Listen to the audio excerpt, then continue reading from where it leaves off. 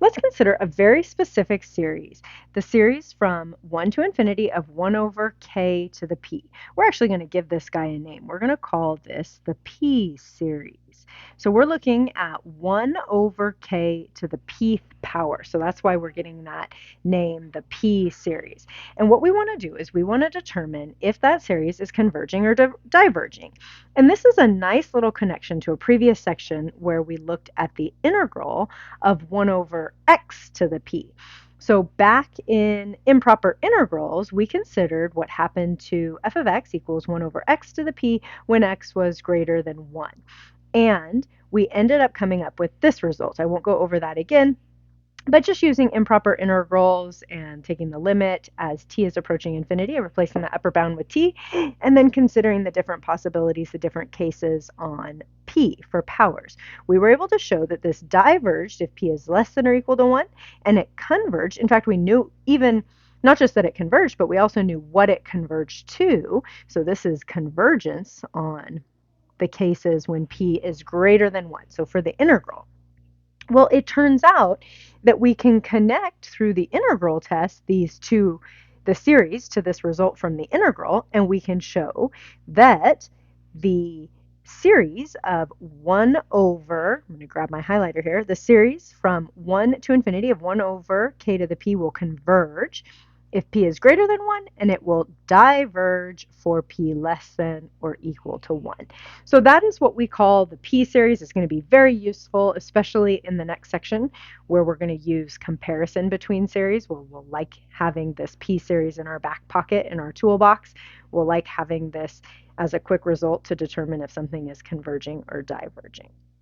So get this into your notes. It's also at the top of our useful strategies and test for convergence and divergence. Okay, so let's look at two examples that are p-series. So in this first one, we have the series from 1 to infinity of k to the negative 0.9. So let's just first put that in the proper form. That's k to the 0.9 from k equals 1 to infinity. We can identify the p. P is equal to 0.9, which is clearly less than or equal to 1. Therefore, by p-series, and that's all we have to do to justify this. We've now shown the p-series and the connection to the result from the improper integral. So by p-series, this series is diverging.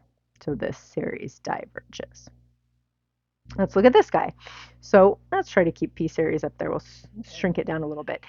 This is the cube root of k to the fifth in the denominator. So if I rewrite that, using rules of roots, that is k to the 5/3 from k equals 1 to infinity.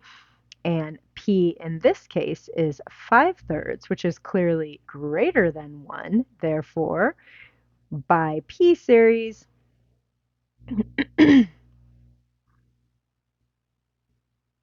this is going to be converging.